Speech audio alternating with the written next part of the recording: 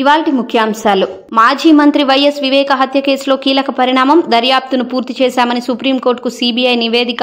వివేక హత్య కేసులో ఇంకా విచారించాల్సింది ఏమీ లేదని వివరణ. దర్యాప్తుపై ఇంకా ఏమైనా ఆదేశాలిస్తే వాటిని అమలు చేస్తామని వెల్లడి. కూటమి పాలనలో భారీగా అవినీతి. మాజీ సీఎం జగన్. పోలీసులు దగ్గరుండి అవినీతికి సహకరిస్తున్నారని జగన్ ఆరోపణ.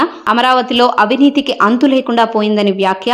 మొబిలైజేషన్ అడ్వాన్స్ల పేరుతో దోపిడీ చేస్తున్నారని మండిపాటు. రాష్ట్రంలో కమిషన్ల పాలన సాగుతోంది. మాజీ మంత్రి హరీష్ రావు. బీఆర్ఎస్ పై కక్ష సాధింపు కోసమే రాజకీయ కమిషన్లు వేశారని మండిపాటు. కుట్రపూరితంగా రేవంత్ సర్కార్ కాళేశ్వరం రిపోర్టును బయటపెట్టిందని ఆరోపణ. కాళేశ్వరం ప్రాజెక్టుపై అసలు నిజాలని అసెంబ్లీ వేదికగా ప్రజలకు వివరిస్తానని పవర్ పాయింట్ ప్రెజెంటేషన్ వెల్లడి. ఆ పథకాన్ని ముట్టుకుంటే మసైపోతావు. సీఎం రేవంత్ కు కేటీఆర్ వార్నింగ్. హైదరాబాద్ వాసులకు కేసీఆర్ అందించిన ఉచిత మంచినీటి పథకాన్ని ఆపాలని చూస్తున్నారని ఆరోపణ.